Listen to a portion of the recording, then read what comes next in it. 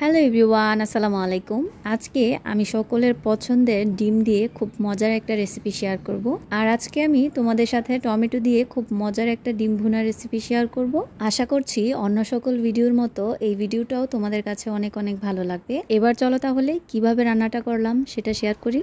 প্রথমেই একটা পাতিলের মধ্যে পরিমাণ মতো পানি দিয়ে এর মধ্যে আমি এক এক করে 5টা ডিম দিয়ে দিয়েছি। এখন এই ডিমগুলোকে আমি 7 থেকে 8 মিনিট একেবারে হাই হিটে সিদ্ধ করে নিচ্ছি, যাতে করে ভিতরটা কাঁচা না থাকে। আর এখন ডিমগুলো সিদ্ধ হয়ে গেছে, এবার এগুলোকে আমি চুলা থেকে নামিয়ে রাখছি। আর এবার ডিমগুলোকে ঠান্ডা করে চিলার পর একটা কড়ার মধ্যে আমি দিয়ে দিচ্ছি পরিমাণ মতো তেল। এবার তেলটা গরম হয়ে গেলে এর মধ্যে অল্প একটু হলুদ গুঁড়া আর অল্প একটু মরিচ গুঁড়া দিয়ে একটু নেড়ে চেড়ে আমি দিয়ে দিচ্ছি সিদ্ধ করে রাখা ডিমগুলোকে। এবার এই ডিমগুলোকে আমি একটু নেড়ে চেড়ে ভালো করে ভেজে তারপরে নামিয়ে নিচ্ছি।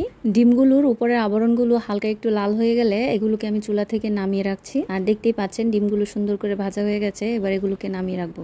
এবার তেলটার মধ্যে অল্প একটু জিরা, একটা তেজপাতা আর এক টুকরো দারুচিনিকে দিয়ে দিচ্ছি 1 কাপ পরিমাণ পেঁয়াজ কুচি। এবারে পেঁয়াজটাকে কিছুক্ষণ নেড়ে চেড়ে ভালো করে ভেজে নিচ্ছি। আর পেঁয়াজটা যখন ভাজার পর নরম হয়ে যাবে তখন এর মধ্যে 1/2 চামচ পরিমাণ রসুন বাটা আর 1/2 চামচ পরিমাণ দিয়ে দিচ্ছি আদা বাটা। এবারে আদা রসুনটাকেও পেঁয়াজের সাথে বেশ কিছু সময় নিয়ে ভালো করে ভেজে নিচ্ছি, যাতে করে এর কাঁচা গন্ধটা চলে যায়। আর এবারের মধ্যে দিয়ে দিচ্ছি স্বাদ মতো লবণ, 1/2 চামচ পরিমাণ হলুদ গুঁড়া, 1/4 চা চামচ পরিমাণ মরিচ গুঁড়া, 1/4 চা চামচ পরিমাণ দিয়ে দিচ্ছি ধনিয়া গুঁড়া আর 1/4 চা চামচ পরিমাণ জিরা গুঁড়া। এবার মশলাগুলোর মধ্যে অল্প একটু পানি অ্যাড করে মশলাগুলোকে নেড়েচেড়ে ভালো করে কষিয়ে নিচ্ছি। মশলাটা ভালো করে কষানো হয়ে গেলে উপর দিয়ে তেলটা ছাড়তে শুরু করব, তখনই এর মধ্যে আমি দিয়ে দিচ্ছি 2টা টমেটো কুচি আর সাথে দিচ্ছি কয়েকটা কাঁচামরিচ। এবার মশলার সাথে টমেটোটাকে আমি একটু নেড়েচেড়ে কষিয়ে নিচ্ছি। আর টমেটোটা যখন একেবারে নরম হয়ে গলে যাবে তখন এর মধ্যে আমি অল্প একটু পানি দিয়ে দিচ্ছি আর সাথে ভেজে রাখা ডিমগুলোকেও দিয়ে দিলাম। এবারে ডিমটাকে সবকিছুর সাথে একটু নেড়েচেড়ে কিছুক্ষণ কষিয়ে নিব।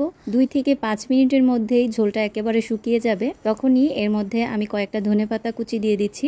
তোমরা চাইলে এখানে অল্প একটু গরম মশলা অ্যাড করতে পারো। এবারে ধনেপাতার সাথে ডিমগুলোকে হালকা একটু নেড়েচেড়ে ভেজে নিলেই আমার আজকে টমেটো দিয়ে ডিম ভুনাটা একেবারেই রেডি। আজকের এই টমেটো দিয়ে ডিম ভুনাটা ছোট থেকে বড় সকলেরই খুব পছন্দের একটা খাবার। আর আজকে ডিম ভুনাটার কালারটা দেখতেই পাচ্ছ, মাশাআল্লাহ খুব সুন্দর হয়েছে আর খেতেও ভীষণ মজার হয়েছে।